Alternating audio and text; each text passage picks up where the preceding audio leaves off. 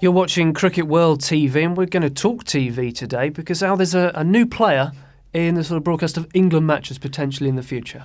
Yeah, BT Sport having broadcast the Caribbean Premier League and a couple of other occasional cricket games are now coming in as a big player, as you say, in TV rights. And they've got the rights to Australia's international summer coming up. They've got Big Bash games, and they're going to have England's Ashes tour in Australia as well in a couple of years too. Yeah, they've got rights for the next 4 years, which includes the domestic, the international home series, and obviously it includes the Big Bash, which is a big favourite for England fans over here because a lot of English players actually play in it. And we understand this morning that they could be bidding for the Pakistan-England series coming up, which is very exciting. Yeah, the series in the Emirates coming up in October, Pakistan's home series against England, and being bid for by BT Sport against Sky.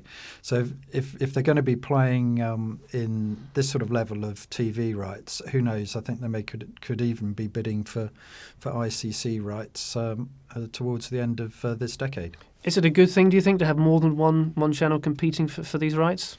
Well, I think it can only be good for the revenues, because if you've got two people tendering for the rights, you're going to get more revenues in. Whether it's going to expand free-to-air viewing, I'm not sure at this moment, but it's interesting to see that in South Africa, Haran Lorgat, who's the chief executive of South Africa Cricket, has allowed the live streaming of the last two ODIs against New Zealand to New Zealand viewers. So I think it's going to be really interesting what happens with TV and live streaming over the internet over the next couple of years. It's interesting because some of the reaction I've seen is, well, I've got to buy a Sky subscription or something like that, and then I've got to buy BT as well. So I suppose in a way they're going to maybe have to use the free-to-air model to try and get people in and get people watching cricket.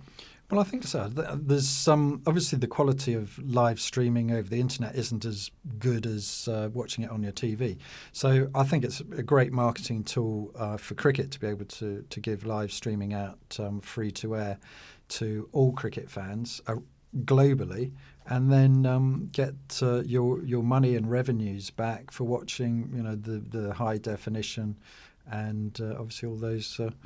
Playbacks for DRS. It'd be very interesting to see how this one progresses. What do you think? Would you go out and buy a BT Sport package if and when they get these cricket rights? Do let us know, but this is almost literally one to watch. But from here on Cricket World TV, goodbye for now.